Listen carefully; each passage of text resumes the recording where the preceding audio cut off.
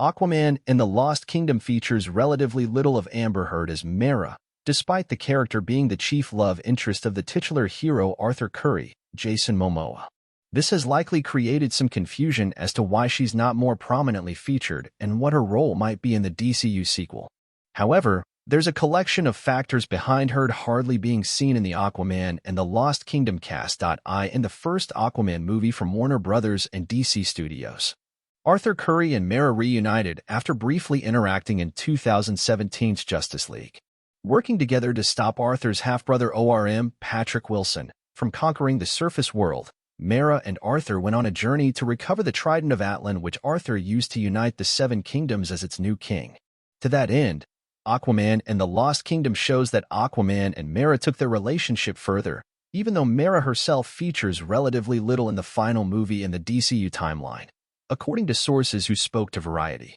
Amber Heard came close to being fired from Aquaman and the Lost Kingdom. This was reportedly unrelated to the then-ongoing Johnny Depp v. Amber Heard trial, and instead was due to a lack of chemistry between Jason Momoa and Heard, with the latter's attorney being contacted about the studio deciding to drop his client for this reason. However, this would not come to fruition, supposedly because Heard's former boyfriend Elon Musk had a lawyer compose a scorched earth letter to Warner Brothers threatening to burn the house down if Heard was cut from the sequel. Aquaman and the Lost Kingdom first showed Arthur Curry in his new status quo as King of the Seven Kingdoms in its initial trailer, which also featured him as a new father with a newborn son, immediately raising questions as to how much Mera would be in the movie, given the story would seemingly be about their new family. Speculation that Mera would be having a far smaller role in the film was exacerbated by the fact that the character only featured in a single shot that's easy to miss in this trailer, seen striking a window. Upon the release of Aquaman 2, it was revealed that Mera's overall screen time collectively made up around 20 minutes of the overall installment, with the character also having relatively few lines of dialogue. The diminished role Mera plays in the sequel stuck out to many, but had been explained far prior to the release of the final DCU movie, both because news of the complicated production circumstances of Aquaman and the Lost Kingdom had been much reported on in the months prior, and because director James Wan himself had discussed why Mera was set to feature less in the overall plot. Aquaman and the Lost Kingdom's director James Wan spoke about Amber Heard and her reduced role in the movie after speculation about the film began to mount.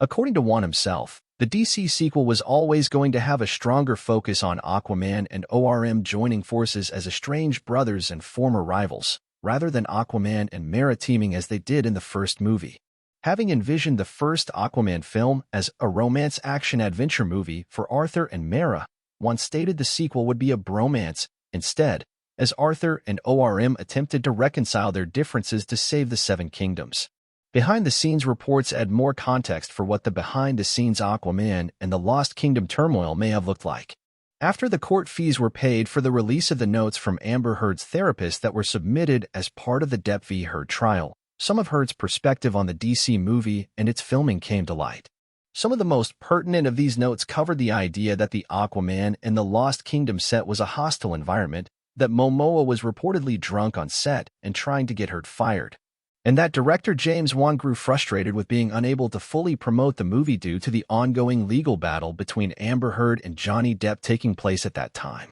It is worth noting that these notes do not prove any of these allegations definitively true, especially as DC spokespeople have released statements bringing them into contention, notably stating that